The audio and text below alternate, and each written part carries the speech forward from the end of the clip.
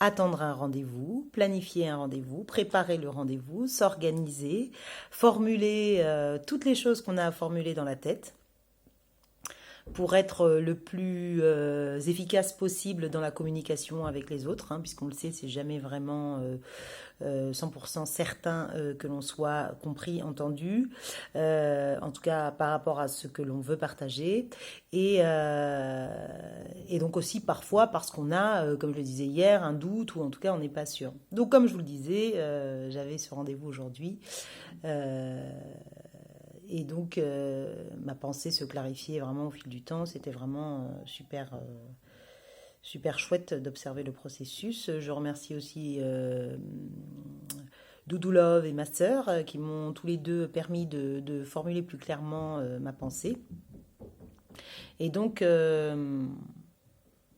rebondissement, le rendez-vous a été annulé. Pour une raison, bien sûr, dont on se doute, hein, par les temps qui courent, qui est la raison principale qui reporte toujours les programmes. Mais en tout cas, ça me fait réfléchir sur cette question d'attente que j'ai déjà évoquée dans des vidéos précédentes et sur le fait de peut-être aussi miser tout un état, toute une énergie, toute une réflexion sur un objectif unique. Et, euh, et donc du coup, comment peut-on continuer à être disponible? Comment peut-on continuer à être présente euh, dans les autres dimensions de sa vie? Voilà, donc moi c'est ce que je retiens par rapport à cette annulation, c'est de me dire, bon bah déjà l'histoire du moment, quand on dit ben, c'est pas le moment, c'était pas le moment, voilà, donc ça c'est quelque chose que je retiens.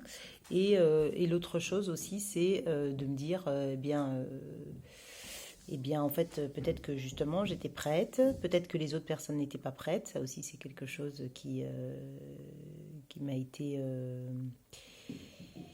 été suggéré. Donc voilà, donc ça aussi c'est quelque chose aussi, c'est qu'on fait avec les autres, hein. C'est bien de se remettre en question, c'est bien d'être capable d'analyser les choses à partir de soi pour pouvoir aussi récupérer sa responsabilité dans le cas où elle est engagée.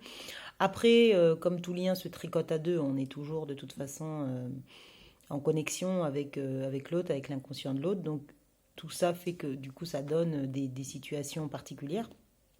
Mais quand même, ne pas non plus justement porter le chapeau à 100% quand ça ne se passe pas comme prévu. Voilà, donc c'est aussi ce que j'apprends et c'est ce que je vais tirer comme leçon d'aujourd'hui.